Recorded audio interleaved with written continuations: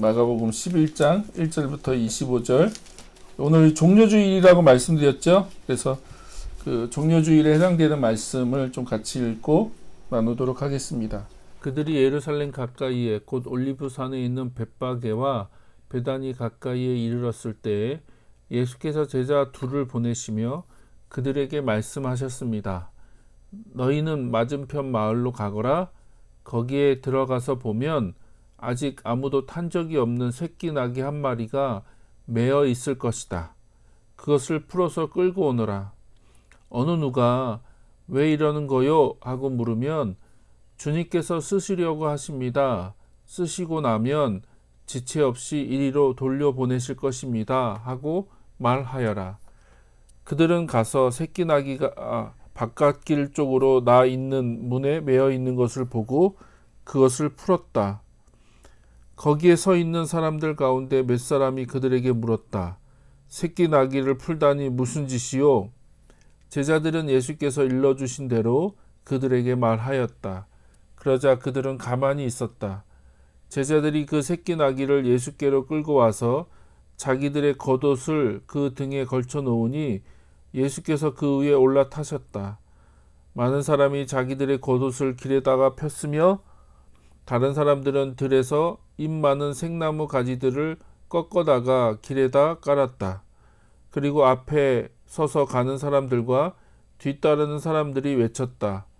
호산나, 복되시다. 주님의 이름으로 오시는 분, 복되다. 다가오는 우리 조상 다윗의 나라여. 더없이 높은 곳에서 호산나. 예수께서 예루살렘에 이르러 성전에 들어가셨다. 그는 거기서 모든 것을 둘러보신 뒤에 날이 이미 저물었으므로 12 제자와 함께 베다니로 나아가셨다. 이튿날 그들이 베다니를 떠나갈 때에 예수께서는 시장하셨다. 멀리서 잎이 무성한 무화과 나무를 보시고 혹시 그 나무에 열매가 있을까 하여 가까이 가서 보셨는데 잎사귀 밖에는 아무것도 없었다. 무화과의 철이 아니었기 때문이다. 예수께서 그 나무에게 말씀하셨다. 이제부터 영원히 내게서 열매를 따먹을 사람이 없을 것이다. 제자들이 예수께서 말씀하시는 것을 들었다. 그리고 그들은 예루살렘에 들어갔다. 예수께서 성전에 들어가셔서 성전 뜰에서 팔고 사고 하는 사람들을 내쫓으시면서 돈을 바꾸어 주는 사람들의 상과 비둘기 파는 사람들의 의자를 둘러 엎으시고 성전 뜰을 가로질러 물건을 나르는 것을 금하셨다. 예수께서는 가르치시면서 그들에게 말씀하셨다. 기록한 바 내 집은 만민이 기도하는 집이라고 불릴 것이다 하지 않았느냐? 그런데 너희는 그곳을 강도들의 소굴로 만들어 버렸다. 대제사장들과 율법학자들이 이 말씀을 듣고서는 어떻게 예수를 없애버릴까 하고 방도를 찾고 있었다. 그들은 예수를 두려워하고 있었던 것이다. 무리가 다 예수의 가르침에 놀라고 있었기 때문이다. 저녁때가 되면 예수와 제자들은 을에 성 밖으로 나갔다. 이른 아침에 그들이 지나가다가 무화과 나무가 뿌리채 말라 버린 것을 보았다. 그래서 베드로가 전날 일이 생각나서 예수께 말하였다. 랍비님, 저것 좀 보십시오. 선생님이 저주하신 저 무화과 나무가 말라 버렸습니다. 예수께서는 그들에게 말씀하셨다. 하나님을 믿어라. 내가 진정으로 너희에게 말한다. 누구든지 이 산더러 번쩍 들려서 바다에 빠져라 하고 말하고 마음에 의심하지 않고 말한 대로 될 것을 믿으면 그대로 이루어질 것이다. 그러므로 나는 너희에게 말한다. 너희가 기도하면서 구하는 것은 무엇이든지 이미 그것을 받은 줄로 믿어라. 그리하면 너희에게 그대로 이루어질 것이다. 너희가 서서 기도할 때 어떤 사람과 서로 등진 일이 있으면 용서하여라. 그래야 하늘에 계신 너희 아버지께서도 너희의 잘못을 용서해 주실 것이다. 그래서 오늘은 이 말씀을 가지고 우리 종료주일 말씀을 좀 같이 나누기를 원합니다. 예수님께서 지금 예루살렘 성에 입성하시는 모습이죠. 예루살렘 성에 이제 갈릴리에서 출발하셔서 이제 예루살렘 성으로 올라오셔서 예루살렘 성에 입성하시는 모습인데요. 좀 여러분이 이 상황을 좀 배경 설명을 드려야지 이 말씀의 의미가 무엇인지를 좀 이해하실 것 같아서 제가 간단하게 배경 설명을 좀 드릴게요. 여기 보면 여기가 성전이에요. 성전. 여기가 예루살렘이고 여기가 성전. 산 위에 있습니다. 예, 산 위에 있고 그 다음에 이 건너편 산이 이제 감난산. 예수님께서 이제 기도하셨던 감난산이고 우리가 이제 읽었던 이 말씀의 배경이 되는 산이 이 감난산이죠. 무화과 나무가 이 감난산에 있었고요. 그 다음에 이제 벳바게가 여기고 베다니가 여기입니다. 성전에서 벳바게까지는 한 1.5km 정도. 그 다음에 베다니까지는 3.2km 정도 돼요. 그러니까 안식일날 걸어갈 수 있는 거리가 됩니다. 그래서 원래는 이제 정식으로 보면 다 예루살렘에 포함되어 있는 지역이긴 한데 이제 여기 가운데 계곡이 있고 서로 이 산이 있어서 좀 분리된 느낌이 있죠. 그래서 여기가 기드론 시내고 여기가 이제 성전산이고 여기가 감난산이고 그래서 이런 지역으로 되어 있습니다. 그래서 예수님이 베다니에서 어떻게 해요? 벳바게로 해서 성전으로 지금 이제 예루살렘 성으로 입성하시는 내용이죠. 입성하시는 장면을 지금 설명하고 있는 겁니다. 그래서 여러분이 지리적으로 이렇게 되어 있구나라고 이해하시면 이 말씀의 배경이 좀 이해가 돼요. 그래서 예루살렘에 입성하시는데 예수님이 이 베다니에서 나귀를 타고 입성하시는 거죠. 나귀를 타고 예루살렘 성에 입성하고 계시는 장면이고요. 그래서 그 감람산에서 보면 이렇게 예루살렘 그 성, 그 다음에 원래는 여기에 성전이 있었겠죠. 지금은 이제 이슬람 사원이 있는데, 저도 직접 가서 봤는데, 감람산 정상에서 보면 예루살렘 시내가 이게 훤히 다 보입니다. 그리고 이제 여기가 황금돔이 있는데, 원래 지금 이제 이슬람 사원인데, 여기가 그 성전이 있는 자리죠. 솔로몬 성전이 여기 원래 있었죠. 이 자리에. 그래서 지금 이스라엘에서는 여기에 이제 성전을 세우려고 다 준비가 되어 있는 상태고, 성전을 세우려고 하겠죠. 그러나 굉장히 그건 예민한 문제이기 때문에 쉽지 않아요. 여기 왜냐하면 이슬람에서도 여기가 성지거든요. 그러니까 이 사원을 허물면 아마 또 큰 전쟁이 날 거니까 하여튼 여러 가지 환경에서 쉽지 않은데 어쨌든 그렇고요. 그리고 예루살렘 시내에서 보면 이게 감람산이에요. 감람산. 이제 보이는 거죠. 이 앞에가 이제 기드론 시내, 계곡이죠. 계곡으로 돼 있고, 그래서 예수님이 이 감난산을 거쳐서 그 예루살렘 성으로 여기 보이는 요쪽으로 들어가시는 거죠. 여기가 동쪽이에요. 동쪽으로 해서 예루살렘 성에 지금 입성하시는 장면이라고 이해하시면 되고요. 자, 우리가 이제 한 가지 특이점이 뭐냐면 그 복음서를 읽어보면 예수님은 한 번도 동물을 타고 이동하신 적은 없으세요. 다 도보 혹은 배를 타고 이동하셨죠. 갈릴리에서 사역하실 때는 주로 이제 배를 타고 이동하셨고, 배가 아니면 거의 대부분 도보로 이용하셨어요. 도보로 이동하셨기 때문에 동물을 타신 적은 없으세요. 그러니까 오늘 본문에 이제 예수님이 나귀를 타셨다는 건 굉장히 그 의도적인 거고, 아주 특이한 장면이다라고 여러분이 이해하시면 됩니다. 그러니까 예수님이 지금 의도적으로 그 동물 나귀를 준비하게 하시고 그 나귀를 타고 지금 들어가고 계시는 거예요. 그래서 이제 예수님이 베다니, 예루살렘 근처 베다니에 오셔서 이상한 지시를 내리시죠. 어떤 지시예요? 저기 그 건너편 마을로 가면 나귀 새끼가 한 마리 묶여서 있을 건데 그 나귀 새끼를 풀어서 갖고 오라는 거예요. 갖고 와라라고 얘기하시죠. 그래서 이제 한 번도 사람을 태운 적이 없는 어린 나귀 새끼를 끌고 오라고 명령하십니다. 그리고 이제 이런 무례한 지시를 내리신 적이 없기 때문에 이것도 이상한 거죠. 함부로 남의 그 주인이 있는 나귀를 함부로 막 끌고 와라 이렇게 그렇게 무례하신 분이 아니죠, 예수님이. 근데 예수님이 이런 명령을 하시는 거 보니까 이게 굉장히 예수님이 의도적으로 하고 계시는 행동이라는 걸 우리가 알 수 있다는 거예요. 그러면 왜 예수님이 굳이 이 베다니에서 예루살렘에 들어가시는데 나귀를 타고 들어가시겠다고 하시는가라고 하는 것을 이제 우리가 이해할 필요가 있습니다. 왜 예수님이 지금 이걸 의도적으로 이런 행동을 하시는가라는 거죠. 자, 그것은 여러 가지 이제 그 얘기를 할 수 있는데, 우리가 한 가지 이제 얘기할 수 있는 거는, 자, 스가랴 9장 9절을 성취하시려고 하시는 의도가 보인다는 거죠. 예수님이 스가랴서 9장 9절에 예언되어 있는 이 예언의 말씀을 성취하시기 위해서 일부러 어린 나귀 새끼를 끌고 오라고 명령하시고, 그리고 그 나귀를 타시고 지금 예루살렘 성으로 들어가려고 하신다는 거예요. 자, 스가랴서 9장 9절에 어떤 말씀이 있냐면, 자, 도성 시온아 크게 기뻐하여라. 도성 예루살렘아 환성을 올려라. 내 왕이 내게로 오신다. 그는 공의로우신 왕, 구원을 베푸시는 왕이시다. 그는 온순하셔서 나귀 곧 나귀 새끼인 어린 나귀를 타고 오신다 라고 하는 이 예언의 말씀. 그러니까 왕이 오신다는 걸 예언하고 있죠. 왕이 오시는데 그 왕은 겸손하셔서 뭘 타신다고요? 예, 이런 나귀를 타고 오신다는 거. 어린 나귀를 타고 그 왕이 오신다고 하는 이 스가랴서 9장 9절 예언을 예수님이 의도적으로 이제 성취하시기 위해서 지금 이제 그 나귀를 가지고 오라고 말씀하시는 거죠.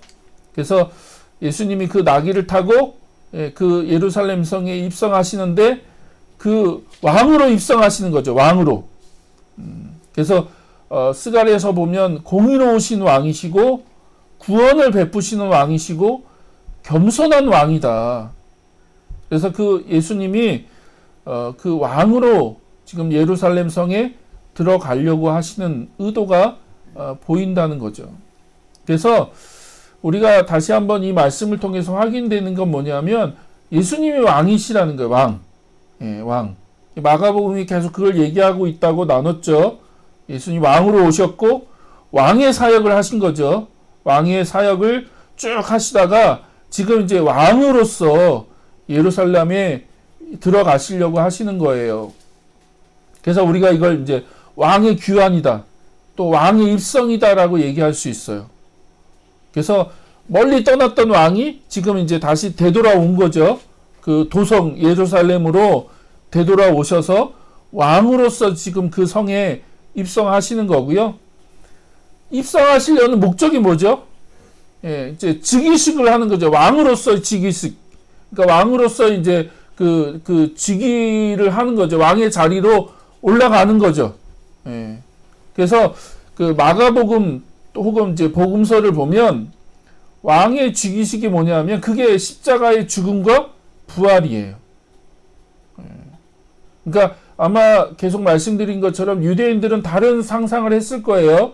메시아 왕국, 진짜 실제적인 정치적인 왕으로서 그 메시아가 오실 거라고 기대하고 있었는데 예수님은 그런 왕이 아니라 그 새로운 왕으로서 이제 즉위식을 하시는데 그 즉위식이 십자가에서 죽는 거죠. 그리고 부활을 하는 겁니다. 그건 다음 주에 얘기를 제가 구체적으로 나눠드릴게요. 그래서 한 가지 우리가 이제 힌트만 드리면 여러분 잘 아시는 대로 예수님 십자가에 달리실 때 그 명패가 붙잖아요. 그렇죠? 예수님 머리 위에 그 명패가 붙는데 뭐라고 붙냐면 유대인의 왕이다라고 하는 명패를 원래는 조롱하는 거거든요. 조롱. 야, 네가 왕이라며? 라고 조롱하는 이야기인데 명패를 붙이죠. 그리고 이제 로마 군인들이 예수님을 막 조롱할 때 뭘 입히냐면 자주색 옷을 입히거든요. 망토를. 이게 자주색은 왕을 상징하는 색깔입니다. 예, 왕을 상징하는. 그래서 그 자주색 옷을 입히고 그런 예수님을 조롱하죠. 침 뱉고 조롱하고 가시 면류관을 씌우고 그게 이제 원래 월계관이거든요. 황제가 머리에 쓰는 월계관. 조금 이따 설명을 드리겠지만 그러니까 그 모든 것이 다 뭐예요? 하나로 얘기하면 즉위식을 하는 거거든요. 왕으로서의 즉위식. 그래서 왕의 자리에 올라가는 게 사실 십자가에서 매달리는 거고 그래서 예수님이 왕으로서 달리셔서 죽으시는 거죠. 이게 아이러니죠. 아이러니. 세상 사람들은 예수님을 십자가에 못 박혀서 죽이는 거지만 예수님의 입장에서는 지금 왕으로 등극하시는 거고 즉위를 하시는 겁니다. 그래서 지금 그런 왕의 즉위식을 하시기 위해서 예루살렘 성으로 들어가시는데 세상 왕처럼 멋있고 화려하게 입성하신 게 아니라 뭘 타고 입성하시는 거예요? 나귀 새끼, 어린 나귀를 타고 입성하신다는 거예요. 자, 이 장면은요, 그 당시 개선 장군이나 황제의 입성하고 굉장히 유사합니다. 사진을 보면 이제 로마 장군 혹은 이제 그 황제가 이제 전쟁터에서 승리해서 그 돌아올 때 개선 장군으로 돌아오는 거죠. 개선 장군으로 돌아옵니다. 그럼 굉장히 많은 사람들이 이제 도열해서 그 개선 장군 혹은 황제를 막 환영하는 거거든요. 그러면 아주 화려한 마차를 타고 그 성에 들어가는 거죠. 그리고 이제 아니면 이제 전쟁을 통해서 이제 점령한 그 성에 그 들어가는 겁니다. 그러면 이제 많은 사람들이 손에다가 종려 가지를 들고 그 황제는 머리에 월계관을 쓰고 그 환영을 하는 거예요. 막 그 종려 가지를 흔들면서 그 황제를 환영하거나 혹은 그 개선 장군, 그 승리한 장군을 환영하는 거거든요. 그래서 이게 그 당시 로마에서 썼던 그 동전인데 이 앞면은 황제 얼굴이 그려져 있고요. 이 머리에 쓰고 있는 게 월계관이에요. 월계수 나무잎, 월계관. 그러니까 황제가 월계관을 썼고요. 그 다음에 이 뒷면이 이제 그 로마 신 우상의 모습인데 손에 뭘 들고 있냐면 종려나무를 들고 있습니다. 그래서 이 종려나무 가지가 뭘 상징하냐면 승리를 상징하거든요. 승리. 혹은 이제 감람나무를 이렇게 흔들기도 하고, 감람나무는 이제 평화를 상징하고. 그래서 개선 장군이 이제 그 승리하고 돌아올 때 황제만 월계관을 쓰는 거고, 개선 장군을 뭘 썼냐면 감람나무 잎으로 그 관을 만들어서 썼어요. 그 이제 팍스라는 의미가 이제 평화라는 의미거든요. 감람나무.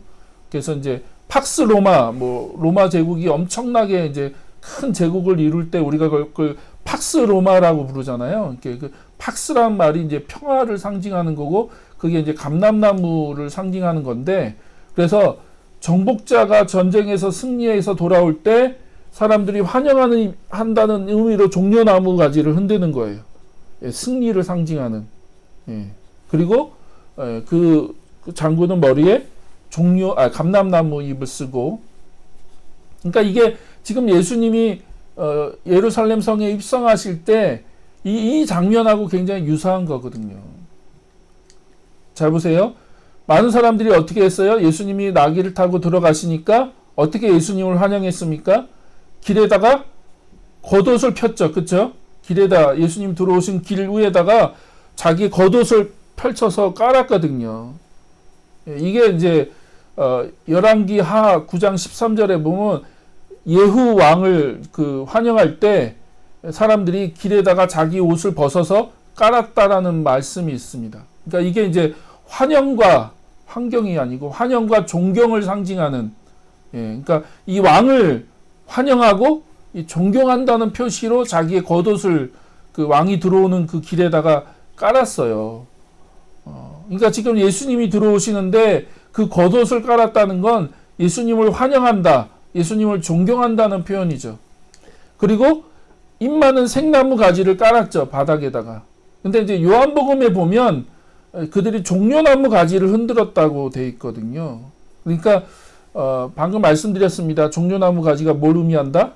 승리를 의미한다. 그래서 많은 사람들이 예수님을 그렇게 환영하고 그렇게 존경한다는 표현으로 그렇게 예수님 앞에 반응을 한 거죠.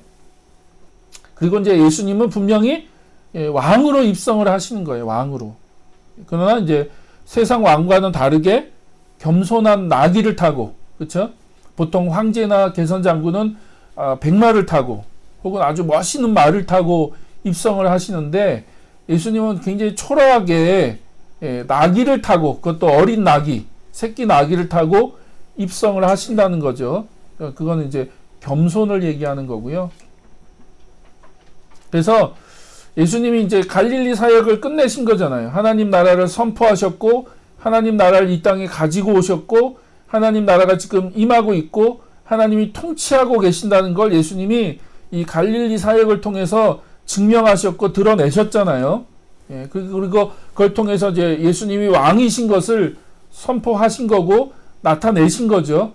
그리고 이제는 그 승리하는 왕, 예, 그 전쟁에서 승리한 개선 장군처럼 예수님이 지금 예루살렘 성에 입성을 하고 계시는 거다. 예, 여러분이 그렇게 이 상황을 이해하시면 됩니다.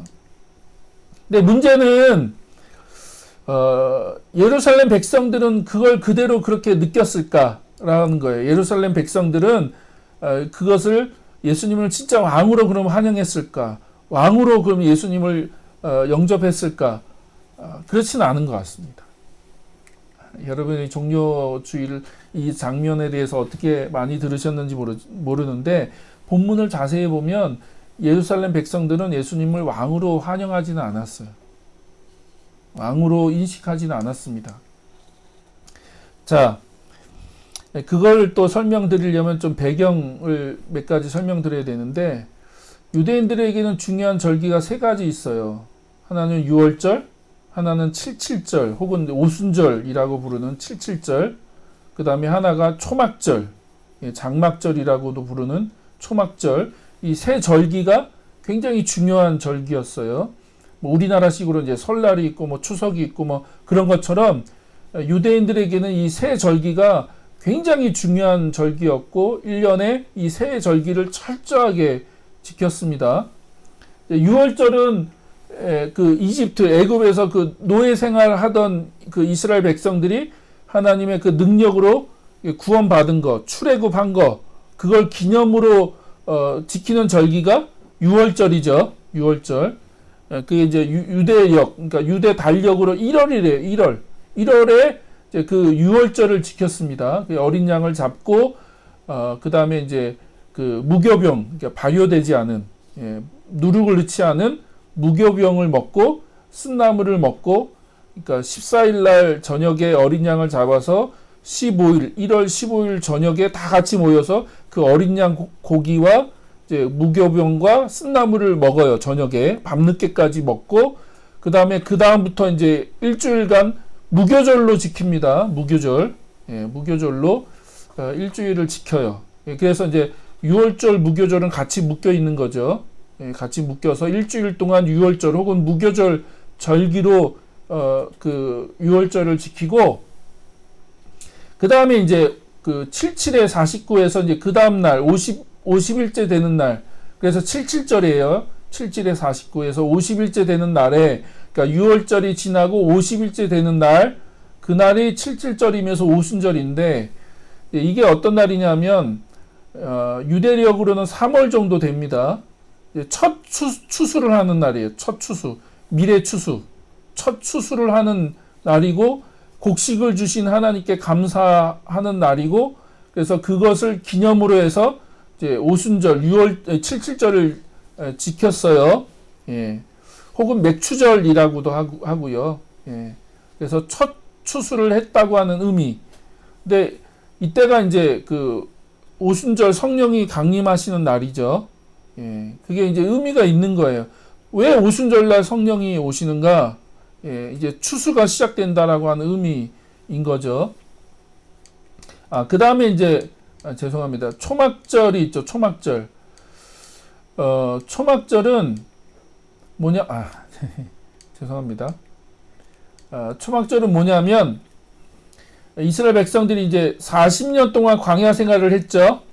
그 40년 동안 광야 생활한 것을 기억하기 위해서 한 주간 초막을 짓고, 그러니까 텐트를 치고 그 초막에서 거하는 거예요. 일주일 동안. 그게 이제 유대력으로는 7월 15일부터 한 주간 그 장막을 짓고, 그 장막에서, 초막에서, 그러니까 텐트에서 한 주간을 보내는 절기예요. 예. 근데 이제 이때가 언제냐면 그 마지막 추수를 하는 그런 기간입니다. 가을 추수를 하는 기간이에요. 그래서 어떻게 보면 오늘날로 얘기하면 추수감사절이죠. 우리로 얘기하면 추석과 같은 절기. 그래서 이렇게 새 절기를 유대인들이 지켰어요. 근데 이 얘기를 왜 하냐면, 이때 유대인들이 반드시 했던 것이 뭐냐면, 예루살렘 성전을 방문했습니다. 성전에 올라가서 성전에서 제사를 드려야 했어요. 그래서 이 절기 때 모든 유대인들이 성전을 올라가요. 예루살렘에 올라간다고요. 그래서 지금이 오늘 우리가 읽었던 말씀의 배경이 언제예요? 6월절이죠. 6월절 절기를 지키는 기간이거든요. 그래서 그 유대인들이 그 6월절 절기를 지키기 위해서 굉장히 많은 사람들이 예루살렘 성으로 올라가고 있었습니다.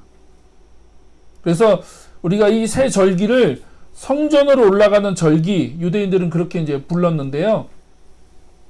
이게 얼마나 규모가 컸냐면, 그 역사가인 요세푸스에 의하면 6월절 때 그 6월절 그 절기를 지키기 위해서 예루살렘에서 그 양을 잡았는데, 그 양의 숫자가 몇 마리예요? 일십, 백, 천만, 10만, 25만 6,500마리를 잡았다. 6월절 절기를 지키기 위해서. 그러니까 어마어마한 양을 잡은 거예요. 어마어마한 양을 잡는 겁니다. 그러면 이걸 가지고 이제 그 올라오는 사람, 그러니까 예루살렘에 모인 사람의 그 숫자를 대략 계산할 수 있어요. 한 마리당 곱하기 10명, 그러니까 한 마리를 10명이 나누어 먹었다고 하면 대략 200만 명이 모이는 겁니다. 예루살렘 성에 6월절날. 그러니까 어마어마한 숫자가 지금 예루살렘으로 올라오는 거죠. 좀 과장됐다고 보긴 하는데, 너무 숫자가 많아서 과장됐다고 하긴 하는데, 어떻든 한 270만 명이 모였다고 하는 기록도 있어요. 예루살렘 성에 270만 명이 모였다. 그러면 그러니까 사방에서 오는 거예요. 사방에서, 전국에서 그 6월절 절기를 지키기 위해서 예루살렘 성에 올라가는 겁니다. 마치 우리가 추석 때 고향 방문하기 위해서 고속도로가 막히듯이 온 사방에서 6월절 절기를 지키기 위해서 모여들었다는 거예요. 그러면 예수님도 지금 그 무리들하고 함께 휩쓸려서 예루살렘 성에 올라가는 거예요. 여러분 그걸 생각하셔야 돼요. 예수님이 제자들만 딸랑 몇 명 데리고 지금 예루살렘 성에 올라가는 게 아니라, 지금 엄청나게 많은 숫자가 갈릴리로 또 온 사방에서 예루살렘 성에 올라가기 위해서 모여들었고, 그걸 순례자들이라고 불렀거든요. 순례한다라고 얘기했고, 예수님도 그 무리들과 함께 지금 예루살렘 성으로 올라가고 계시는 거죠. 수천 명, 수만 명하고 지금 막 이렇게 그 길로 해서 올라가고 계시는 겁니다. 여러분이 그걸 머릿속에 잘 기억하고 계셔야 돼요. 그래서 예루살렘 주변에는 안식일에 걷기에 알맞은 거리에 많은 마을들이 세워졌어요. 이 마을들이 하는 역할은 뭐냐면, 그런 순례자들, 절기 때 방문하는 순례자들에게 숙박하고, 그 다음에 그 어린 양, 희생양을 그 제공하고 이제 판매하거나 그런 음식을 제공하는 거죠. 그 다음에 그 의식에 필요한 그릇들을 제공하고 하는 그런 그 마을들이 있었는데, 그 대표적인 마을이 벳바게하고 베단입니다. 우리가 방금 살펴본 그 벳바게, 베다니가 그런 마을이에요. 순례자들이 절기 때 올라오면 이 벳바게나 베다니에 묵으면서 이 절기를 지켰다고요. 그러니까 예수님이 베다니에 머물렀다는 게 그런 상황을 좀 여러분이 이해하시면, 아, 이런 말씀이구나, 이런 내용이구나라는 게 이해가 되는 거죠. 그리고 이제 지금 예수님이 그 순례자들과 함께 예루살렘 성으로 이동하고 계신 거죠. 그쵸? 함께 이동하고 계신 거고, 그 길에 아마 엄청나게 많은 사람들이 가득 찼을 거예요. 베다니, 벳바게에서 그 예루살렘 성으로 돌아가는 그 길에 굉장히 많은 사람들이 운집해 있었을 거고, 그 순례자들이 지금 예루살렘 성으로 올라가기 위해서 이동 중에 있었을 거다. 그리고 이제 그 순례자들이 그 예루살렘 성에 도착을 했을 때 노래를 불러요. 노래. 아, 드디어 우리가 예루살렘 성에 도착했구나. 드디어 우리가 그 하나님의 성전에 도착했구나라고 하는 것을 그 기쁨으로 그 환호하면서 불렀던 노래가 뭐예요?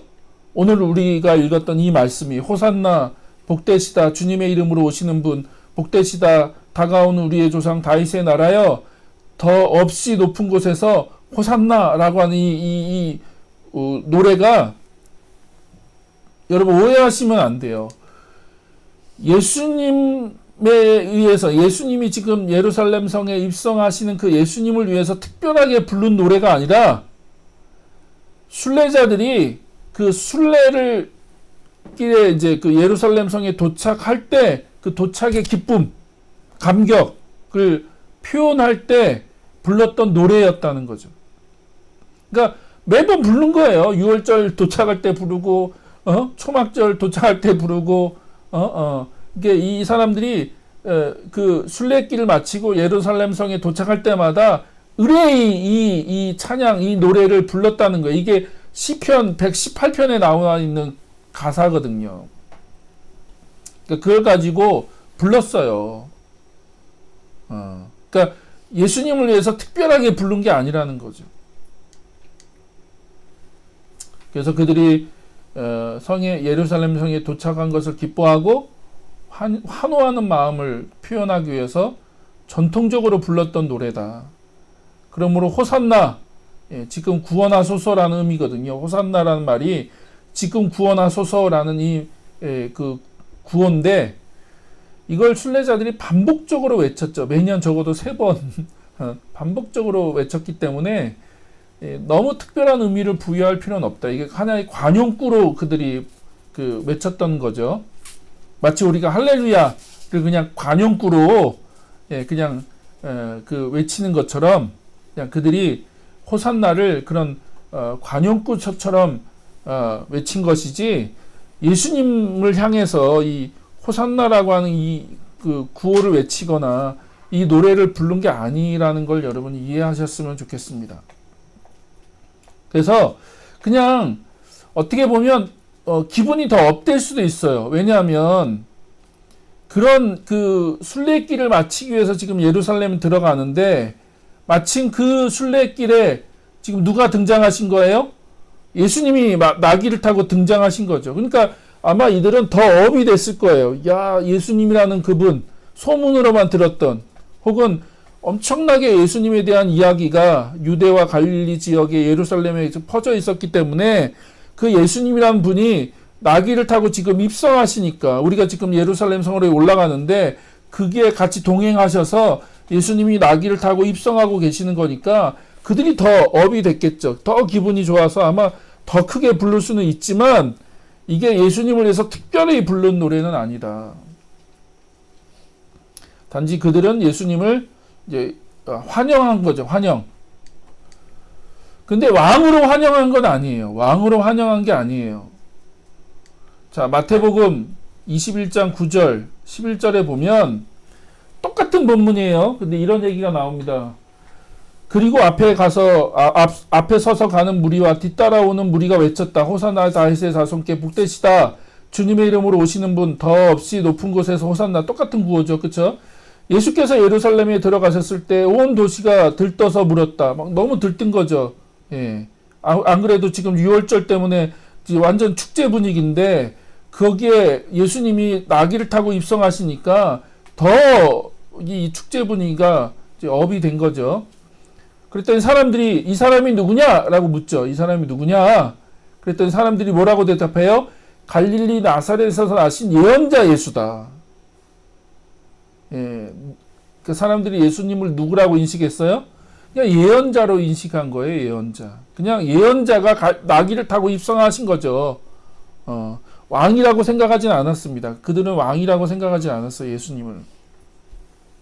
단순히 그냥 예수님을 예언자라고 생각했고 그 예언자가 그 예루살렘에 그 6월절에 맞춰서 자기들과 함께 나귀를 타고 입성하고 있으니까 얼마나 기분이 좋아요. 하나님이 보내신 예언자 이 나사렛 예수가 함께 지금 입성하고 있으니까 그렇게 해서 입성한 거죠. 그러나 예수님 입장에서는 다른 거예요. 예수님은 지금 뭐로 입장하시는 거예요? 지금 입성하시는 거예요? 왕으로 입성하고 계신 거죠. 예수님은 지금 의도적으로 스가랴 9장 9절을 성취하시기 위해서 왕으로 입성하고 계시는 거거든요. 그리고 이들이 그냥 관용구처럼 불렀던, 그냥 의뢰 순례자들이 예루살렘 성에 도착하면 불렀던 이 고백이지만, 사실 이 고백이 누구에게 드리는 고백이에요? 예수님께 드리는 고백인 거죠. 왕이신 예수님, 그 왕이신 예수님께 드리는 고백으로 지금 같이 이렇게 어울려서 이 상황이 진행되고 있는 겁니다. 그러나 어떻든 중요한 것, 예수님이 지금 왕으로 예루살렘에 입성하고 계신다. 그래서 그 당시 사회적으로 정치적으로 그 여러 가지 상황들을 보면 여러 이해관계가 있었던 사람들이 있었잖아요. 우리가 지난번에 살펴봤듯이 바리새파, 대제사장들, 율법학자들, 사두개인들, 또 헤롯당, 열심당, 에스네파도 있었고, 그 다음에 로마 지금 지배하고 있는 로마 정부도 있었고, 또 많은 백성들도 있었고, 그러니까 이 사람들마다 다 자기 이해관계가 달랐어요. 성경 해석이 달랐고, 기대가 달랐고, 생각이 달랐습니다. 그러나 예수님은 지금 그 상황 속에서 왕으로 입성하시는 거죠. 예루살렘의 왕으로. 그래서 저는 그걸 왕의 길이라고 부르고 싶어요. 많은 사람들이 다 자기들이 생각했던 왕이 있었고, 자기들이 생각했던 하나님의 뜻과 계획이 있었어요. 하나님의 역사가 이랬으면 좋겠다, 저랬으면 좋겠다, 하나님의 뜻이 이랬으면 좋겠다, 저랬으면 좋겠다라고 수많은 사람들이 자기들의 생각들이 있고, 자기들의 계획들이 있고, 해석이 있고, 그것들이 난무하고, 그것들로 인해서 서로 얽혀 있고, 막 너무 복잡한 사회와 상황이었죠. 그런 종교적인 상황들. 그러나 그 상황 속에서 지금 예수님은요, 예수님의 길을 가시는 거예요. 예수님의 길. 근데 그 길이 무슨 길이에요? 왕의 길이라고요. 왕의 길. 어느 누구에게 잘 보이거나 어느 누구에게 뭐 어떤 인기를 얻기 위해서 그들에게 그들의 어떤 그 바램이나 그들의 의도나 어떤 그들의 소망을 마치기 위해서 예수님이 지금 행하시는 게 아니라, 하나님이 구약에서부터 갖고 계신 그 계획, 하나님의 구원의 계획, 하나님 나라를 완성하시는 그 계획을 이루어 가시기 위해서 예수님이 왕으로 오셨고, 왕의 길을 지금 걸어가시는 거죠. 그래서 마가복음은 예수님이 지금 왕으로 예루살렘 성으로 입성하고 계신다는 것을 명확하게 그려가고 있는 겁니다. 자, 그러면 예수님이 그렇게 예루살렘 성에 입성하신 의도가 뭐죠? 계획이 뭐냐? 11절에 나와 있죠. 자, 예루살렘의 성에 들어가시자마자 예수님이 뭘 하셨어요? 바로 하신 일이 뭐냐면 성전을 둘러보신 거죠. 성전을 둘러보셨어요. 이렇게 쭉 성전을 한번 둘러보셨습니다. 그러니까 이걸 보면 예수님이 의도하신 게 뭔지를 알 수 있어요. 지금 왕으로 예수님이 그 예루살렘 성에 들어오셔서 하시고자 하셨던 일이 무엇인지를 확인할 수 있어요. 뭐냐면 성전을 새롭게 하는 거예요. 성전의 기능을 끝내고, 성전을 완전히 끝내고 새로운 성전을 시작하시는, 새로운 시대를 시작하시고자 하시는 예수님의 의도가 명확하게 보입니다. 왜냐하면 성전을 쭉 둘러보시고 그냥 그날 저녁에 다시 베다니로 돌아가셨거든요. 그리고 이제 그 다음 12절 이야기가 이제 25절까지 쭉 새로운 사건이 진행이 되죠. 근데 이제 우리가 이 말씀을 이해하려면 이제 이 말씀이 전통적인 샌드위치 구조거든요. 마가복음은 샌드위치 구조가 굉장히 많이 나오는데 뭐 어려운 내용 아닙니다. 배고프죠. 샌드위치가 앞뒤로 빵이 있고 가운데 내용물이 들어갔잖아요. 그렇죠? 이 내용물이 중요한 거죠. 앞뒤로 빵이 있고 가운데 내용물이 들어가 있는 것처럼 이 이야기가 딱 전통적인 샌드위치 구조거든요. 먼저 12절, 14절에 무화과 나무 사건이 나오죠. 그리고 그 중간에 성전 심판 이야기가 나옵니다. 그리고 또 다시 20절 이하에는 그 무화과 나무가 말라버린 이야기가 나옵니다. 그러니까 원래는 이 앞뒤가 하나의 사건이잖아요. 그냥 바로 연결하면 하나의 이야기가 될 수 있는데 그 이야기, 하나의 이야기 안에 뭐가 들어가 있어요? 또 다른 이야기가 이렇게 들어가 있는 거. 그걸 우리가 이제 샌드위치 구조라고 얘기하는데 마가복음에는요, 이 샌드위치 구조가 계속 나옵니다. 가장 대표적인 게 야이로의 딸을 이제 그 고치러 가시는데 중간에 혈루증 앓은 여인 이야기가 들어가 있죠. 그러니까 앞뒤로 야이로의 딸 고치는 이야기가 나오고 그 중간에 혈루증 앓는 여인 이야기가 나와요. 그러니까 그런 식으로 이 구성을 했는데 이것도 그런 구성이에요. 그래서 이게 하나의 이야기로 서로 얽혀 있는 이야기입니다. 서로 연결되어 있는 거예요. 어떤 이야기로요? 기도라고 하는 주제로 서로 연결되어 있어요. 왜냐하면 무화과 나무 사건도 기도가 이야기 주제고 성전 심판도 기도가 주제예요.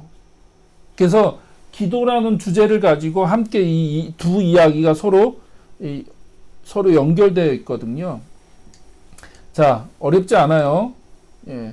자, 이튿날, 다음날 예수님이 이제 성전에 들어가시려고 가시다가 시장하셨죠. 그쵸? 배가 고프셔서 무화과 나무를 보시고, 입이 무성한 무화과 나무를 보시고, 열매를 찾으셨어요. 혹시 무화과 열매가 있을까? 하고 가서 찾으셨는데, 열매가 없었죠. 그랬더니 예수님이 그 무화과 나무를 저주하십니다. 그리고 그 다음날 지나가는데 그 무화과 나무, 어저께 예수님이 저주하셨던 그 무화과 나무가 뿌리채 말라 있는 걸 베드로가 발견하고 예수님께 얘기하죠. 예수님 어저께 그 저주하신 나무가 말라서 죽었습니다 라고 얘기하니까 예수님이 갑자기 하나님을 믿으라 라고 말씀하시면서 기도에 대한 얘기를 하세요. 엉뚱하게 기도에 대한 얘기, 기도의 중요성, 기도에 대한 얘기를 하세요. 그러니까 이 무화과 나무 이야기는 기도에 대한 얘기입니다. 이 스토리를 이해하시고 기억해 두시면 좋을 것 같고요. 그리고 이제 예수님이 그렇게 나무를 저주하시고 어디 들어가세요? 다시 성전에 들어가시죠. 근데 이 성전 이야기가 성전 청결이냐 성전 심판이냐 논란이 많아요. 성전을 깨끗게 하신 거냐 성전의 기능을 끝내신 거냐. 근데 이 본문으로 보면 이 무화과 이 나무 사건으로 같이 이렇게 보면 성전을 청결케 하신 게 아니라 성전을 심판하신 거고 성전의 기능을 무효화시킨 거거든요. 끝내버리신 거예요. 어떻게 보면 예수님 사역 가운데 가장 공격적이고 폭력적인 장면입니다. 엄청나게 예수님이 흥분하시고 분노하셔서 성전에 있는 모든 그 환전상들의 탁자를 다 뒤집어 엎으시고 비둘기 파는 상인들의 의자를 다 그냥 막 던져버리시고 예수님이 굉장히 폭력적으로 이 반응을 하시거든요. 그러니까 복음서 어디에도 예수님이 이렇게 가격하고 또 이 분노를 막 표현하시고 이렇게 폭력적으로 행동하신 적이 없으신 예수님이 여기서는 굉장히 과격하게 행동하시죠. 그러면 왜 예수님이 이런 일들을 하셨을까? 이해를 하려면요. 이것도 이제 당시 상황을 좀 살펴볼 필요가 있습니다. 이게 이제 성전 도면이에요, 도면. 평면으로 딱 자르면 성전이 이런 모습으로 되어 있는데, 여기가 지성소고 성소고, 그 다음에 여기가 제사장이 뜰이고, 이스라엘 남자들만 머물 수 있는 뜰이 있고, 그 다음에 그 여인의 뜰이라고 이스라엘 여인들만 들어올 수 있는 뜰이 있어요.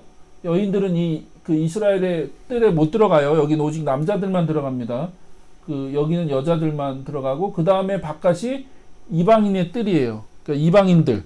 그러니까 경건한 이방인들, 하나님을 경외하고 섬겼던 경건한 이방인들이 여기까지는 들어올 수 있어요. 성전 여기까지. 근데 이 안에까지는 못 들어갑니다. 못 들어가요. 이렇게 이런 구조로 되어 있어요. 근데 이 사건이 어디서 벌어졌냐면 이 이방인의 뜰에서 벌어진 거죠. 이 이방인의 뜰에서 벌어졌어요. 자, 당시 이제 이스라엘 백성들이 성전 예배를 적어도 1년에 3번은 드린다고 말씀드렸잖아요. 절기 때마다 성전에 올라가서 희생 제사를 드리고 또 성전세를 드렸습니다. 1년에 한 번 정도는 성전세를 드렸어요. 헌금을 드렸다는 거죠. 그래서 그 성전세는 20세 남자가 반세겔을 드렸습니다. 반세겔 은하를 드렸어요. 은하를 반세겔을 드렸습니다. 이게 의무예요. 꼭 그렇게 해야 돼요. 그래서 1년에 한 번은 반세겔 은하로 성전세, 헌금을 반드시 드렸어요. 근데 이제 다른 동전은 받지 않았습니다. 다른 동전. 왜냐하면 대표적인 게 이제 로마에서 사용하는 로마 동전이 있는데 아까 보셨듯이 거기에는 황제의 얼굴이 그려져 있고 반대편에는 로마 우상이 그려져 있기 때문에 이게 신성모독이라고 해서 로마 동전은 받지 않았어요. 예, 다른 동전은 절대 받지 않았습니다. 그러니까 이 세겔로만 받았어요. 그러면 내가 세겔이 없으면 어떻게 해야 돼요? 환전을 해야 된다고요. 환전을. 그러니까 성전세를 내려면 환전을 해야 됐다고요. 그래서 이제 그 절기 때마다 이 이방인의 뜰에 뭐가 생겼냐면 환전해주는 사람들이 생긴 거예요. 예, 여기저기서 막 사람들이 모여서 그 성전에 몰려왔으니까. 근데 이제 환전을 해야 되니까 환전하는 사람들은 매번 있었던 건 아니고요. 절기 때만 이방인의 뜰에 테이블을 펼쳐놓고 환전을 해줬다는 거예요. 환전을. 근데 그냥 해준 게 아니라 4%에서 8%의 수수료를 뗐습니다. 이게 이제 그 제사장들에게 있어서 큰 수익이었어요. 그리고 그와 관련된 사람들이 이걸 통해서 수익을 창출했습니다. 그리고 이제 두 번째는요, 그 제사를 드려야 됐거든요. 제사. 예, 근데 이제 흠없는 양과 소나 그런 동물을 통해서 제사를 드려야 됐는데, 자, 내가 갈릴리 집에서 출발해요. 내 양을 끌고. 예. 근데 끌고 가다 보면 이게 너무나 먼 길이니까 도보로 이동하다 보면 어떻게 해요? 어디 다치거나 또 병이 나면 이 양을 드릴 수가 없거든요. 흠없는 양을 드려야 되기 때문에. 그러면 이제 제사를 드릴 수가 없는 거죠. 그래서 이제 그런 사람들을 위해서 뭐가 생겼냐면 제사장들이 허락된, 제사장들만 이제 그 허락된 사람들, 그런 그 사람들이 그런 소나 양이나 그런 동물들을 그 이방인의 뜰에서 판매를 한 거예요. 제사를 드려야 되니까. 근데 이거는 오직 제사장들만 할 수 있었습니다. 왜냐하면 제물로 드려야 되는 동물이었기 때문에 아무나 할 수 있는 게 아니고 오직 제사장들과 관계된 사람들에게만 그 판매권을 허락을 했고요. 이게 굉장히 그 고수익이었다는 거죠. 엄청난 그 수익을 내는 사업으로 이제 둔갑을 해버린 거죠. 그래서 제사장들에게는 막대한 부를 추적할 수 있는 그런 그 계기가 됐던 거고, 더 문제는 뭐냐면 율법에 보면 가난한 사람들, 돈이 없는 가난한 사람들은 양을 드릴 수 없거나 소를 드릴 수 없는 가난한 사람들은 그럼 어떻게 제사를 해요? 그래서 하나님이 뭘 허락해요? 비둘기를 드릴 수 있도록 허락을 하거든요. 율법에 보면 비둘기를 드릴 수 있었습니다. 너무 가난한 사람들은 비둘기를 제물로 드렸어요. 그래서 이방인의 뜰에서 그 비둘기를 판매했다고요. 비둘기. 가난한 사람들이 드릴 수 있는 제물로 사용하도록 비둘기를 드렸는데 이게 문제인 거예요. 이게. 왜냐하면 가난한 사람들이에요. 돈이 없는 사람들이에요. 근데 비둘기를 비싼 가격에 파는 거죠. 누구에게요? 가난한 사람들에게. 예. 그래서 이게 착취와 부패의 상징이 되어서 많은 사람들이 이 문제에 대해서 비난을 했었어요. 비난을. 이게 말이 되냐라고 비난을 했음에도 불구하고 여전히 이방인의 뜰에서 그 일들이 성행하고 있었다는 거죠. 그래서 자, 오늘 본문에 보면 환전하고 비둘기 얘기가 나오는 얘기가 그런 겁니다. 그래서 정말 가난한 사람들을 착취하는 거죠. 정말 착취하는. 그리고 돈을 바꾸는 그런 걸 통해서 고수익을 내고 하는 그런 일들이 이방인의 뜰에서 벌어졌는데, 그 이방인의 뜰은 어떤 뜰이에요? 자, 예수님이 그 테이블을, 환전 테이블을 다 뒤집어 엎고 비둘기 파는 자들의 그 의자를 다 뒤집어 던지면서, 막 집어 던지면서 예수님 뭐라고 하셨다고요? 내 집은 만민이 기도하는 집이다. 이게 포인트거든요. 만민이 기도하는 집이다. 만민이 누구예요? 이방인들이죠, 이방인들. 이해되세요? 예. 그러니까 하나님을 경외하는 이방인들, 그 하나님을 예배하기 위해서 그 먼 곳에서 오는 거거든요. 사도행전에 보면 에디오피아 내시가 거의 그 마차를 끌고 한 달 거리를 오는 거예요. 한 달 거리를 마차를 끌고, 지금의 에디오피아가 아니라 이집트 밑에 있는 그 지역이에요. 그 지역에서 제사 한번 드리려고 한 달을 마차를 끌고 예루살렘 성에 올라와서 제사 한번 드리고, 그 다음에 또 어떻게 해요? 한 달을 마차를 끌고 자기 고향으로, 집으로 내려가는 거예요. 적어도 그럼 2달 걸리는 거죠. 2달. 제사 한번 하나님께 예배 한번 드리려면 2달 걸려서 왔다 갔다 하는 거예요. 그래도 그 사람들은 어디까지만 들어와요? 여기도 못 들어가요. 이방인의 뜰까지만 들어올 수 있어요. 이방인의 뜰까지만. 근데 그 이방인의 뜰이, 그래서 많은 만민이 와서 하나님을 예배하고 기도하는 그 장소가 되어야 될 그 이방인의 뜰이 뭐로 전락했어요? 예, 장사하는 곳으로. 오히려 가난한 자들의 그 돈을 착취하고 또 환전하고 그 동물들을 팔고 사는 그런 그 강도의 소굴, 예, 장사하는 그 소굴로 완전히 바뀌었다는 거죠.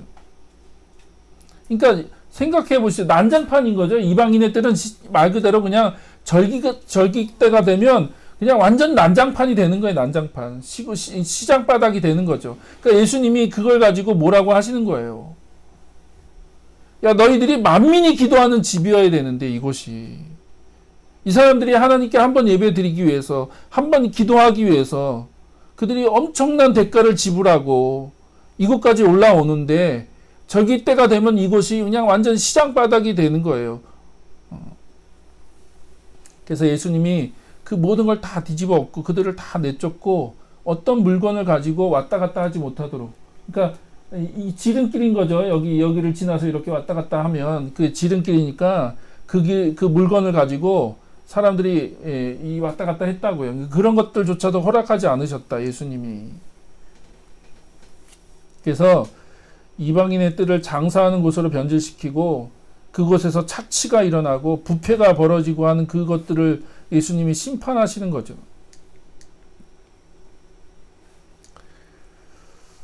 그래서 예수님이 그렇게 하시고 그 다음에 뭘 하셨어요? 예, 유월절 절기를 지키기 위해서 모였던 많은 사람들을 가르치셨죠. 예, 말씀을 가르치셨죠. 그래서 장사하는 소리로 넘쳤던 그곳이, 그렇죠? 사고 파는 소리, 동물들의 소리, 동전의 소리, 호객하는 소리, 막 또 서로 이렇게 뭐라고요? 뭐 너 얼마 줄 거냐? 조금 더 싸게 팔아라. 뭐 안 된다. 뭐 그런 소리로 가득 찼던 그곳을 예수님이 하나님 말씀을 가르치는 곳으로, 진리를 선포하시고 진리를 가르치시는 곳으로 이제 바꾸시는 거죠. 이해되세요? 자, 그래서요. 그럼 이 두 이야기를 합치면요, 이런 얘기가 됩니다. 입이 무성한 무화과 나무는요, 종교 행위만 가득한 성전을 상징하는 거예요. 열매는 없고 입만 무성해요. 겉으로 보기에는 굉장히 입만 무성해서 너무나 화려하고 멋있게 보여요. 그게 지금의 성전의 모습이 그렇다는 거예요. 같은 거죠. 똑같다. 그래서 예수님이 열매를 원하셨지만 무화과 나무에는 열매가 없었죠. 그러면 열매가 뭡니까? 열매가 그 기도라는 거예요. 기도. 이 똑같은 주제가 기도거든요. 기도에 대한 이야기를 예수님이 하고 계세요. 그러니까 무화과 나무에게 원했던 열매, 성전에서 원했던 열매, 그 모습은 기도예요, 기도.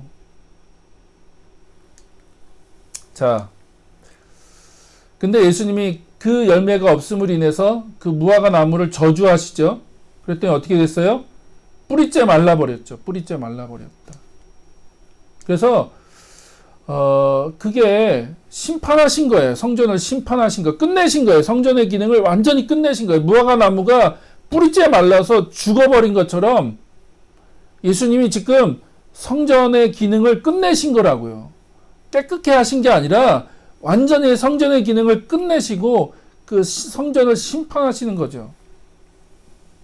그리고 이제 예수님이 제자들이 이제 무화과 나무에 대한 그 일들에 대해서 물으니까 예수님 이렇게 말씀하시잖아요. 하나님을 믿어라. 그리고 누구든지 이 산더러 번쩍 들려서 바다에 빠져라 하고 말하고 마음에 의심하지 않고 말한 대로 믿으면 그렇게 이루어질 것이다 라고 얘기하죠. 그쵸? 그래서 이 산더러 바다에 빠져라 라고 얘기하면 그렇게 된다는 거예요. 근데 이 산이 어떤 산이냐면 그게 바로 성전산이에요. 성전이 있는 산. 지금 예루살렘 성전이 놓여있는 그 산을 얘기하는 거예요. 그냥 아무 산을 얘기하는 게 아니라 예수님이 정확하게 이 산이라고 어떤 한 산을 명칭한 거거든요. 근데 이 사건을 가지고 그 유추해 보면 예수님께서 말씀하신 이 산은요, 감난산도 아니고 다른 산도 아니고 성전이 놓여 있는 그 산을 얘기하는 겁니다. 그럼 바다에 빠진다는 건 심판을 얘기하시는 거예요. 지금 예수님이 성전의 기능을 끝내셨다는 거예요. 마치 무화과 나무를 저주했을 때 그 무화과 나무가 뿌리채 말라버린 것처럼 예수님이 지금 성전의 기능을 끝내시겠다는 거예요. 이 산을 던져서 바다에 빠져라라고 하는 말은 진짜 그렇게 된다는 의미가 아니라, 여러분 우리가 믿음으로 뭐 그렇게 기도하면 막 산이 옮겨진다 그런 얘기를 하는 게 아니에요. 이거는 그런 말이 아니라 너희들이 진짜 그걸 믿고 기도하면 그렇게 된다라는 얘기는요, 지금 성전의 기능을 끝내시겠다는 얘기입니다. 그리고 예수님은 구약의 성전 시대를 끝내기 위해서 오셨죠. 그리고 왕으로서 그 기능을 지금 끝내시는 거예요. 지금 오셔서 심판하시는 거예요. 왕으로 시찰하시고 한번 둘러보시고 첫날 한번 쭉 둘러보시고 그 다음날 다시 성전에 오셔서 이 성전의 기능을 끝내신 거예요. 멈춰버리신 거죠. 왕으로서 그걸 끝내버리신 거예요. 그리고 새로운 성전 시대를 여시는 거죠. 그게 뭐예요? 이제는 건물로서의 성전이 아니라 하나님의 성령이 모든 사람들 가운데 임하신다라고 하는 그런 새로운 성전의 시대를 예수님이 왕으로서 새로운 시대를 여시는 거죠. 그리고 이제 예수님이 기도에 대한 얘기를 하시는 건데, 자, 이런 얘기입니다. 하나님이 행하시는 일이심을 강조하고 있죠. 그쵸? 그래서 하나님을 믿으라고 얘기해요. 하나님을 신뢰하라. 하나님을 믿어라.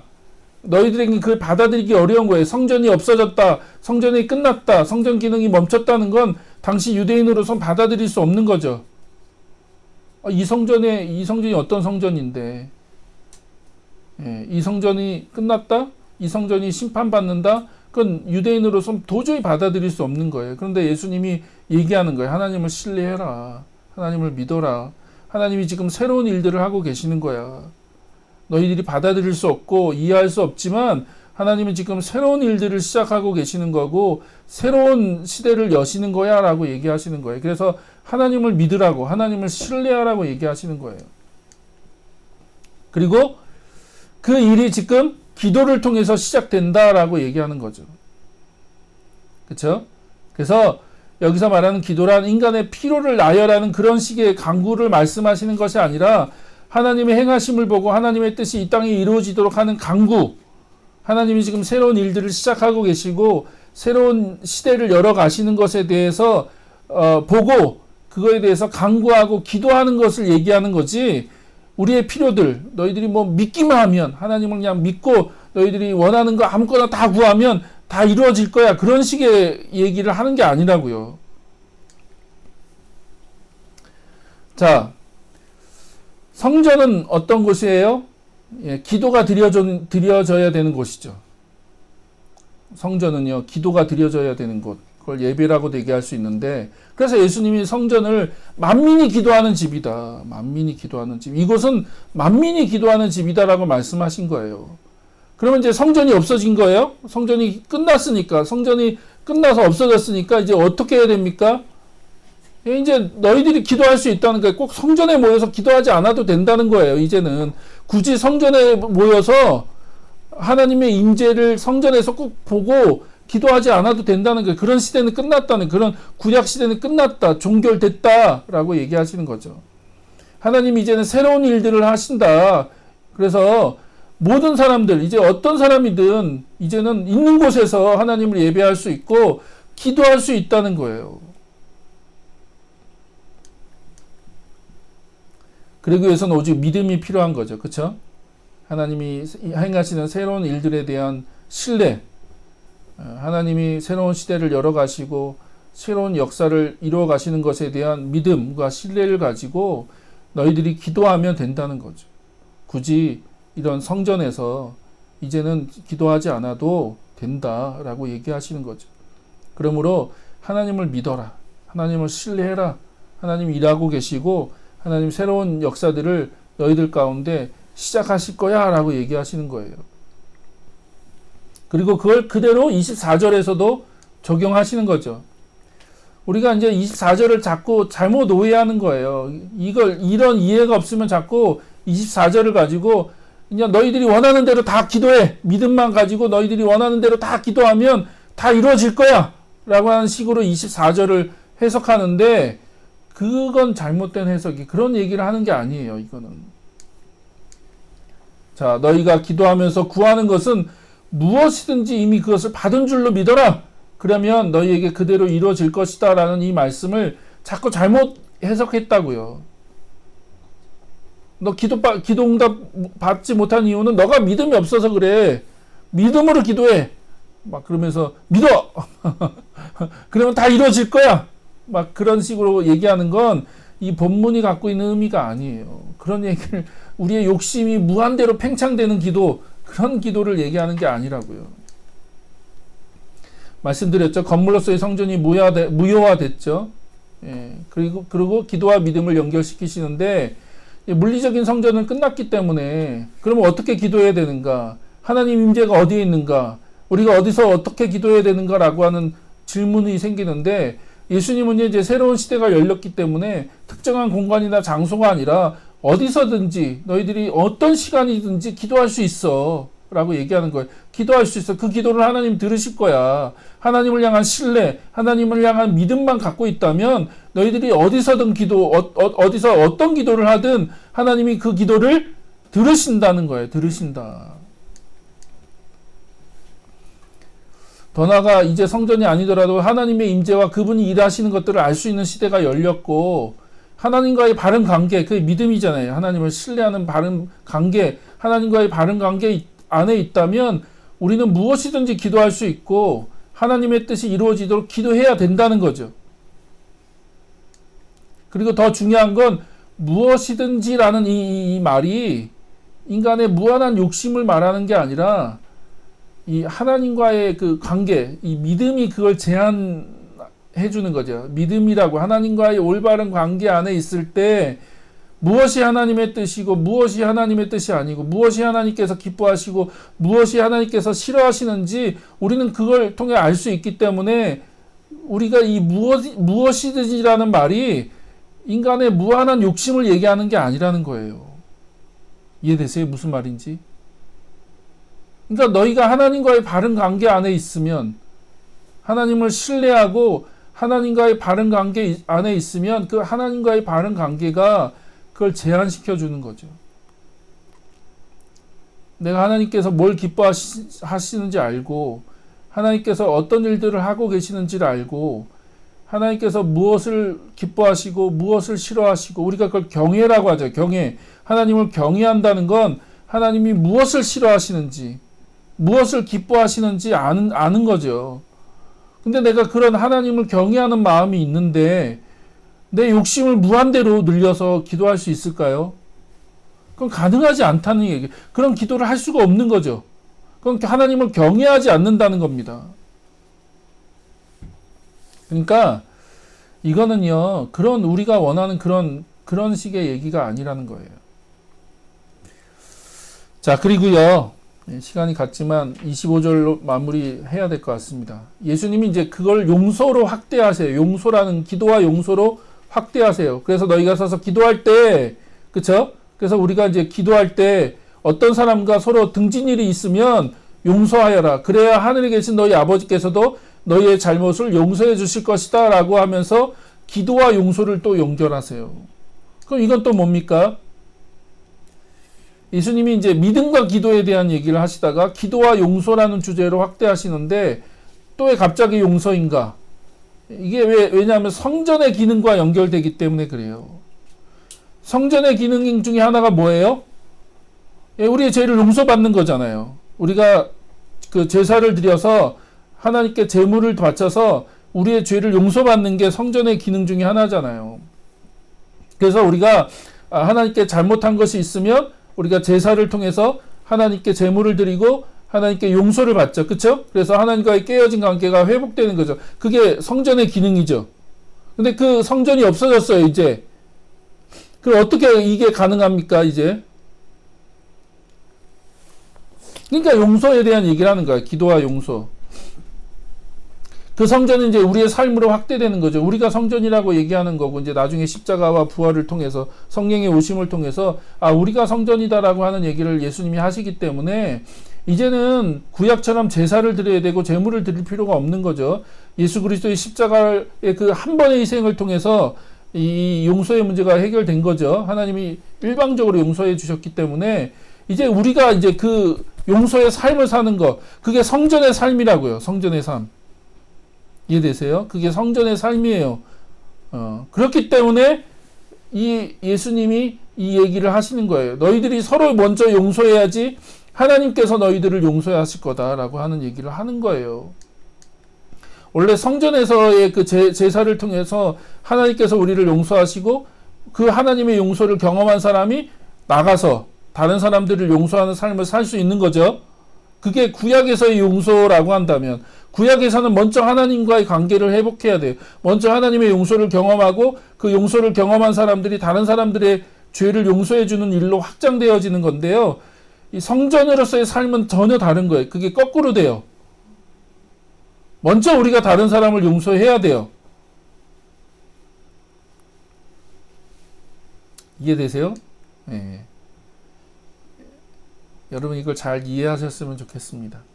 그래서 우리가 다른 사람을 용서할 때 기도하다가 혹시 그런 일이 생각나면 용서하라는 거예요. 너희들이 기도할 때 누군가 용서해야 될 사람이 생각나면 용서하라는 거예요.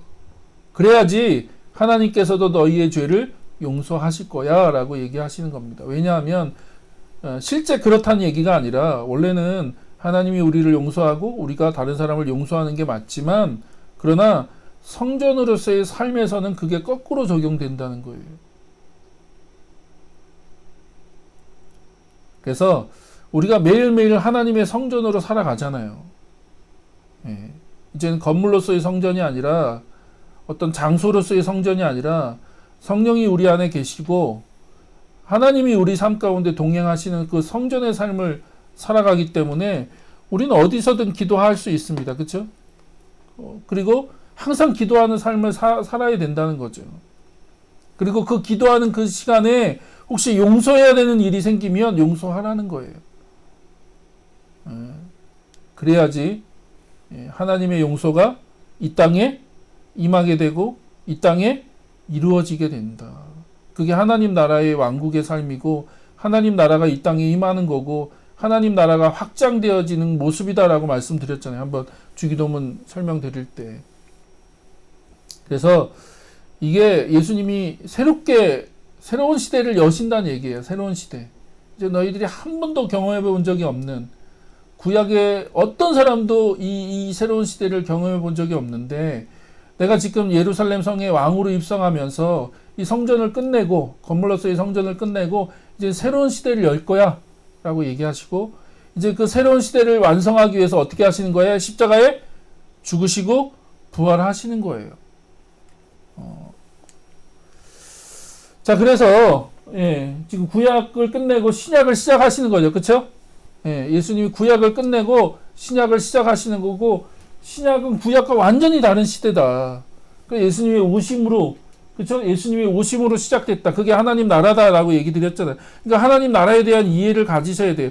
예수님을 통해 시작된 이 하나님 나라가 어떤 나라고, 이 나라가 이 땅에서 어떻게 이루어지는지에 대한 이해를 가지지 않으면 우리가 이걸 이해할 수가 없는 거예요. 그리고 특별히 오늘은 이 십자가를 앞에 두시고 예루살렘 성에 입성하시고 성전을 심판하시는 거죠. 성전을 심판, 성전의 기능을 끝내시는 거예요. 성전의 기능을 완전히 끝내시고 성전이 멈춰진 거죠, 이제는. 그리고 이제 당신이 성전으로서 십자가에 죽으시고 부활하셔서 왕으로 등극하시는 거예요. 왕으로 등극하시고, 그리고 부활을 통해서 왕이신 것을 증명하시는 거죠. 아, 저분이 진짜 왕이시구나. 저분이 진짜 그냥 예언자나 메시아 정도가 아니라 진짜 왕이시구나 라고 하는 걸 예수님이 증명하신 거죠. 그리고 하늘로 그러니까 하나님 우편으로 가셔서 하나님께 왕권을 받으시잖아요. 정권을, 우주 만물을 통치할 수 있는 그 모든 정권을 받으시잖아요. 예수님 보좌 우편에 앉으셨다는 얘기는 그 정권을 받으시는 거죠. 그래서 예수님이 우주적인 하나님 왕국을 이제는 회복해 가시는 거죠. 근데 그 일을 누굴 통해서 하세요? 교회를 통해서, 성령을 보내심으로 인해서 이제는 성령을 받은 그리스도의 몸된 교회들을 통해서 하나님이, 예수님이 그 일들을 이루어 가시는 거예요. 그 일들을. 누굴 통해서요? 여러분을 통해서요. 우리들을 통해서. 그러니까 교회가 건물이 아니라고요. 어떤 건물이 교회가 아니다. 자, 이것만 설명드리고 마칠게요. 시간이 많이 갔지만. 자, 이어지는 마가복음 12장에 보면요, 포도원 비유를 하면서 포도원 비유에 이런 얘기가 나옵니다. 이게 이제 그 예수님이 버림받은 것에 대한 이야기인데, 집을 짓는 사람이 버린 돌이 집 모퉁이의 머릿돌이 되었다라는 이 시편의 그 예언을 그 예수님이 이제 완성하신다. 이게 그러니까 유대인들에 의해서 버려졌다라고 하는 거죠. 버린 돌. 그러니까 건축자, 집을 지은 사람이 이 돌이 필요가 없어서 버렸어요. 쓸모가 없는 돌이에요. 쓸모가 없어서 그 돌을 버렸어요. 그쵸? 근데 그 돌이 뭐가 됐다고요? 모퉁이 돌이 됐다. 머릿돌이 됐다는 거예요. 머릿돌. 자, 머릿돌이라는 게 뭔지 아세요? 머릿돌? 머릿돌이 뭐냐면, 이 영어로 하면 코너스톤이잖아요. 코너스톤. 이 코너에, 이 성을 세우거나 집을 세울 때, 이 코너, 그쵸? 이 각진 코너에 놓는 돌을 머릿돌이라고 해요. 이 건물 입구에 세운 돌을 얘기하는 게 아니라, 이 성을 이렇게 지을 때, 요 코너에 딱 두는 이 돌이 머릿돌이에요. 코너스톤. 이 돌이 의미하는 게 뭐냐면, 건물을 세우거나 성벽을 세울 때 제일 먼저 두는 돌이에요. 무슨 말이냐면, 기초가 되는 돌, 시작이 되는 돌입니다. 그러니까 집을 지을 때 구석구석에 제일 중요한 요소에다가 제일 먼저 두는 돌, 그게 머릿돌이거든요. 그러니까 예수님이 머릿돌이 되셨다는 건 뭐냐면, 이제는 예수님의 그 십자가 죽음과 부활을 통해서 하나님이 이제는 보이지 않는 성전, 그쵸?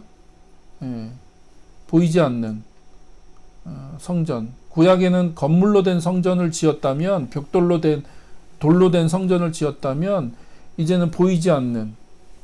근데 그 보이지 않는 하나님의 성전의 첫 번째 돌이 누구예요? 그게 예수님이라는 거예요. 예수님이 그 첫 번째 돌, 시작하는 돌, 또 기초가 되는 돌이 되셨다. 그래서 하나님이 새로운 성전을 지어가는 거죠. 그게 여러분이고, 그게 교회고, 그게 하나님 나라라는 거예요. 그래서 하나님이 새로운 시대를 여셨고, 이제 새로운 성전을 지어갈 거고, 그 새로운 성전을 통해서 하나님이 이 시대에 새로운 일들을 시작하실 거고, 하나님 나라를 새롭게 완성해 가실 거다라고 하는 얘기를 지금 하고 계시는 거죠. 그래서 저는 우리가 이런 복음서를 통해서 하나님이 계획하신 구원 계획이 무엇이었는지를 좀 이해할 수 있었으면 좋겠습니다. 특별히 이제 우리가 이 시대를 좀 분별하면서 이 시대 속에서 우리가 어떤 삶을 살 거냐, 어떻게 그리스도인으로서 살아갈 거냐라고 하는 그런 논의를 해가는 상황 속에서 이 건물로서의 성전의 그 한계를 좀 뛰어넘죠. 우리 교회를 자꾸 건물이라고 얘기하고 성전이라고 얘기하고 마치 그런 어떤 한정된 장소에서 무엇인가를 하고 어떤 뭐 순서에 맞춰 주일 예배를 드리고 뭐 어떤 프로그램을 하고 뭘 하는 걸 자꾸 신앙생활이라고 여겼던 그 한계를 우리가 좀 뛰어넘어서 진짜 각자가 성전으로서 우리가 어떻게 연결돼야 되고 우리가 어떻게 서로 연합해서 하나님의 나라를 완성해 갈 것인가, 하나님 나라가 어떻게 임하는가, 하나님이 어떻게 그 왕국을 완성해 가시는가, 그 눈에 보이지 않는 성전. 그래서 그 요한계시록에 보면 새로운 성전, 그쵸? 완성된 성전이 드러나잖아요. 그러니까 그 하나님이 그걸 완성해 가실 거라는 거예요. 새로운 성전을 완성해 가실 거고 새로운 일들을 시작하실 거라는 거죠. 그리고 그 성전의 그 중요한 기능 중에 하나는 기도다. 기도. 그래서 우리가 더욱더 기도하고 하나님께 나아가는 우리의 삶이 되어지기를 소망합니다. 같이 우리 기도하고 우리 성찬할까요?